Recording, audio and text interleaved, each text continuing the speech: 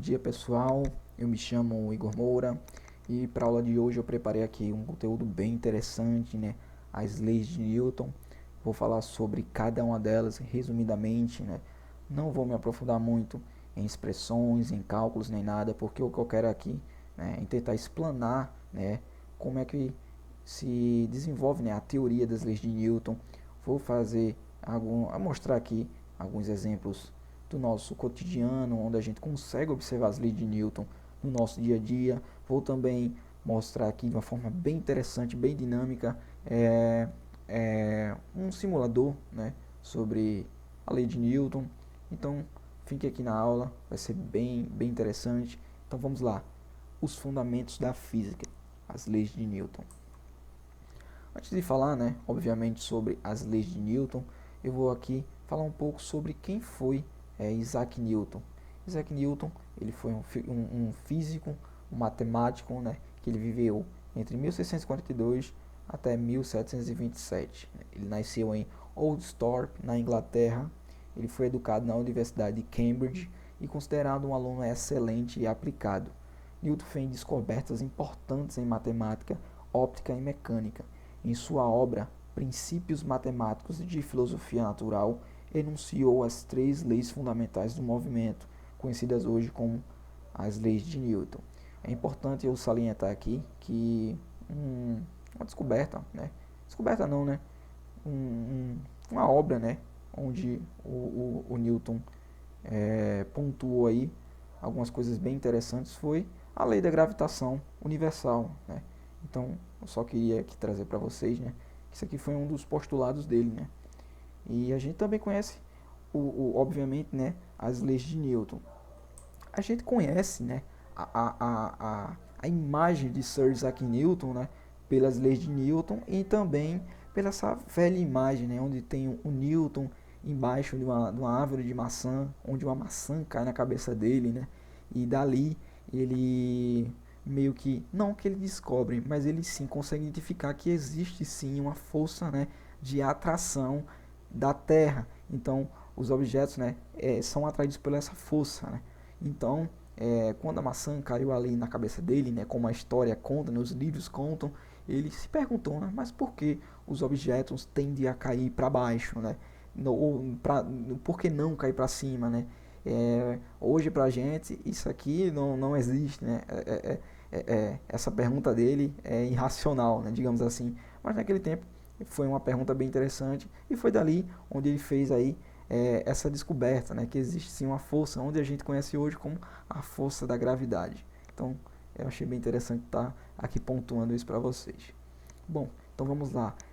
A primeira lei de Newton, a gente conhece ela como o princípio da inércia, onde ela fala que um ponto material isolado está em repouso ou em movimento retilíneo uniforme. Isso significa que um ponto material isolado possui velocidade constante, né? Então, esse ponto material, esse objeto, né, ele só vai ter velocidade constante, só vai ter um movimento, né, se for aplicada uma força nele. A gente vai ver com mais calma isso aqui mais para frente, né? Então, um corpo em repouso tende, por inércia, a permanecer em repouso. Então, é aquilo que eu falei, né? Um corpo só vai ter um movimento, só vai se deslocar se nele for aplicado uma força. Então, um corpo em movimento tende, por inércia, a continuar em movimento retilíneo uniforme. Um exemplo que eu dou aqui muito interessante é que, digamos, né, temos aí uma pista de hóquei, né? Então, temos um dado de hóquei, a pista, né, de hóquei, ela é bem lisa, né? Tem pouco atrito, então, quando um jogador ele faz uma atacada, né, ele aplica ali uma força nesse dado, o dado sai deslizando constantemente. Obviamente que ele vai perder velocidade, vai chegar a um ponto que ele vai parar. Por quê? O próprio atrito, né? Então isso são uma das causas, né, que faz com que o objeto, né, o dado, ele chega a um ponto que ele vai parar. Continuando aqui, assim, se um corpo estiver no seu estado de repouso, é necessário uma ação, desculpa, é necessário a ação de uma força sobre ele para colocá-la em movimento. Então, aquilo que eu falei, num objeto, ele tende, né, por inércia, a continuar em repouso, a não ser que seja aplicado uma força nele. Uma vez iniciado o movimento, cessando a ação das forças atuantes sobre ele, o corpo continuará o seu movimento indefinidamente em linha reta com velocidade constante, né? Isso aqui com o movimento retilíneo uniforme. beleza? Vamos prosseguir aqui.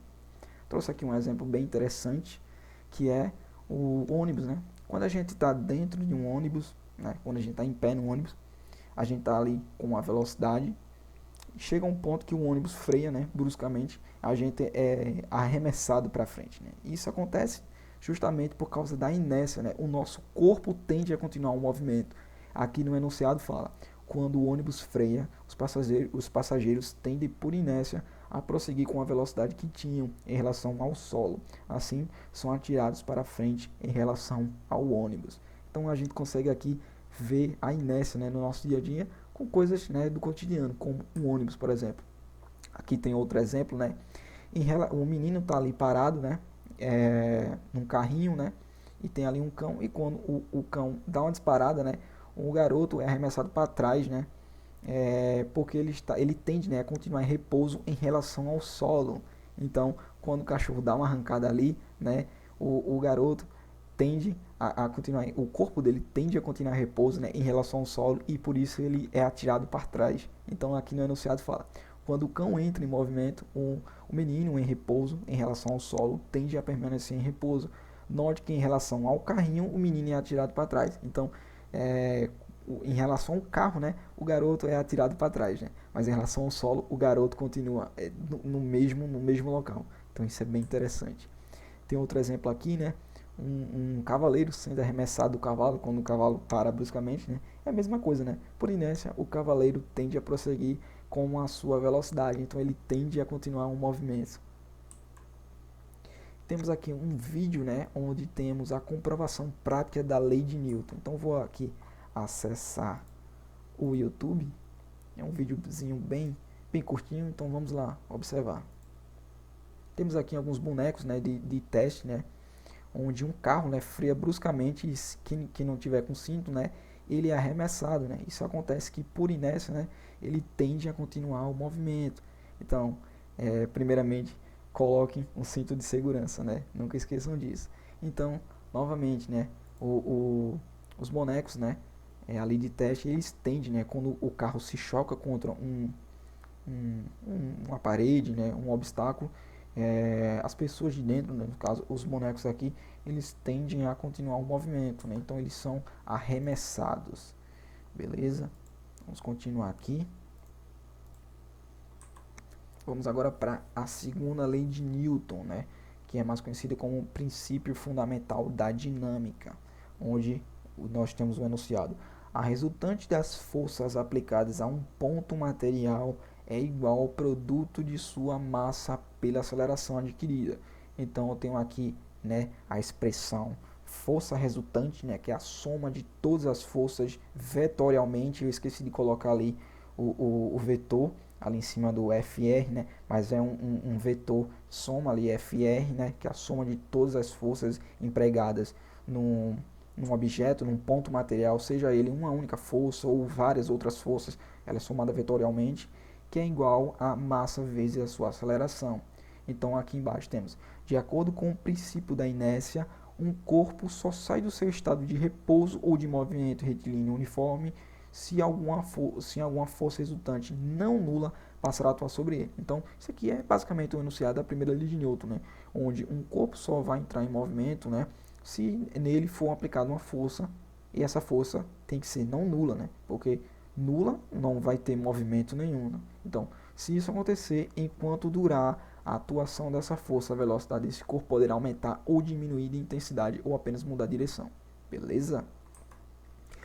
Eu tenho aqui um exemplo bem interessante. A gente vê aqui 3 automóveis, né, de diferentes tamanhos, né, obviamente de massas diferentes.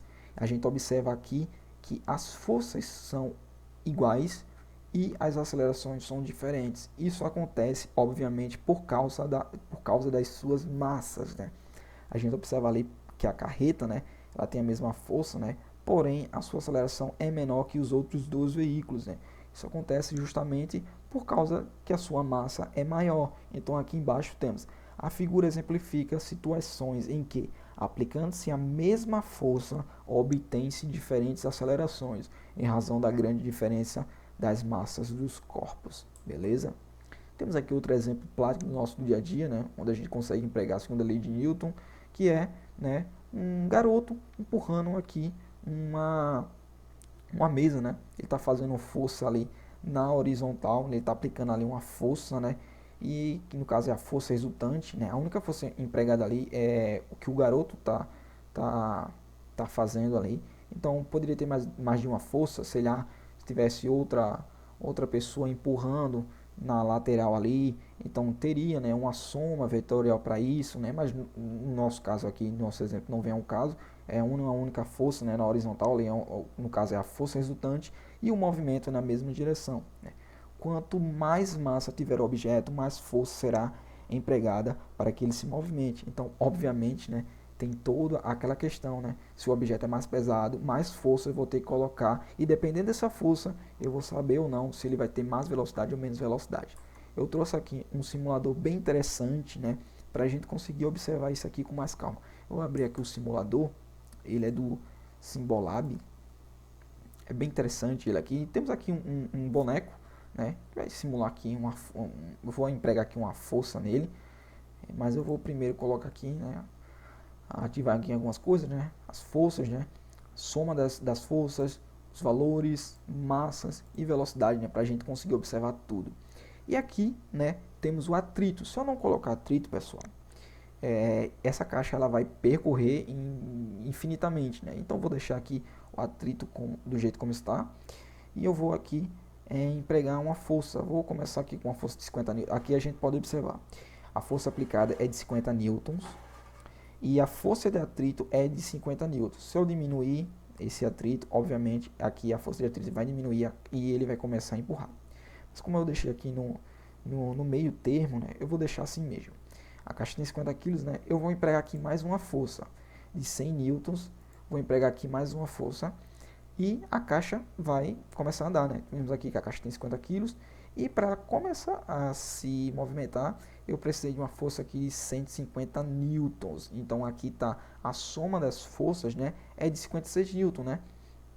Beleza? Porque tem a questão aqui da subtração, né? Da força de atrito pela força aplicada. Temos aqui a velocidade, né, onde a caixa tá se deslocando, né? E eu posso também adicionar aqui mais um peso, né? Colocar um peso menor, aqui uma garotinha, né, 40 kg. A gente já pode observar, né, que agora a velocidade está diminuindo, ó. Tá caindo, porque tá com 90 kg, né? Então a força de atrito aqui ficou maior do que a nossa força aplicada. E obviamente vai começar aqui a diminuir a velocidade. Eu posso colocar aqui mais um peso. A gente já viu que a força de atrito deu um pulo e a velocidade obviamente vai diminuir muito mais, né? É um simulador bem interessante, né? A gente pode fazer várias experiências com ele. Tem de vários outros aspectos, né, de outros conteúdos da física, né? Tanto física, química, matemática, enfim. É bem interessante. Então resolvi trazer para vocês. Então eu vou tirar aqui a menina e deixar ele continuar o movimento. A gente pode reiniciar aqui, só marcar aqui as caixinhas novamente, né? E começar aqui com a força. Vou colocar aqui 300 newtons. Cadê?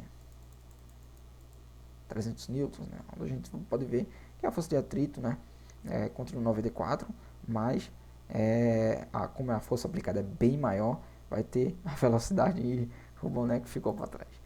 Então, beleza, vamos continuar aqui a nossa aula. É bem interessante a gente poder observar aqui esse simulador. Tem vários métodos da gente brincar. A gente pode ver que tem aqui quase aceleração, atrito, movimento, cabo de guerra também é bem interessante. Mas para a aula não ficar tão longa, né, eu vou dar prosseguimento aqui.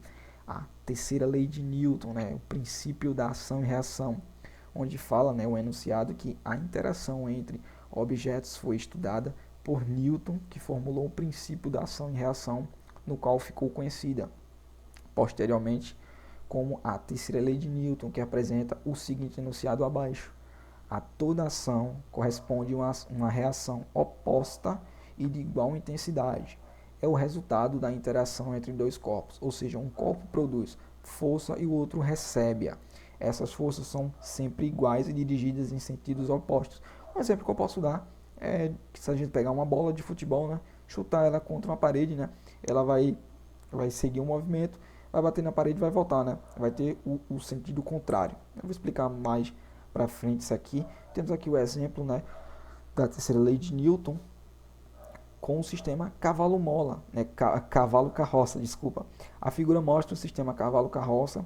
Se ambas as forças tivessem a mesma intensidade, porém em sentidos opostos, o sistema cavalo-carroça não se movimenta. Então, digamos assim, que tivesse forças opostas aí, né, entre o cavalo e a carroça, né? Obviamente, né, sendo de mesma intensidade, eles não ia ter movimento, né? Ia ficar parado. Temos aqui também, né? Toda vez que um corpo A exerce num corpo B uma força, esta também exerce uma força em A. Desculpa. Toda vez que um corpo A exerce num corpo B uma força, este também exerce em A outra força, tal que essas forças têm a mesma intensidade, têm a mesma direção, porém sentidos opostos, né? Temos aqui o exemplo, né, da ação e reação da bola de futebol, né? Quando a gente dá um clique, né? Quando a gente dá um kick na bola, né? Ela tem mesma intensidade, mesma direção, porém com sentidos opostos. Beleza? Galera, eu tentei resumir aqui o máximo, né, as leis de Newton, né, para não me aprofundar muito. Obviamente, as leis de Newton são bem vastas, né? Eu tentei resumir aqui o máximo, né, para trazer enunciados e também mostrar aqui exemplificações do nosso cotidiano, que eu acho muito importante, né, a gente entender a física, não apenas para chegar, sentar e fazer aí questões de física, né, responder questões de física, mas também a gente entender a física, né, o contexto dela, o que ela nos diz, né. Então é bem interessante isso e eu acho que é bem necessário.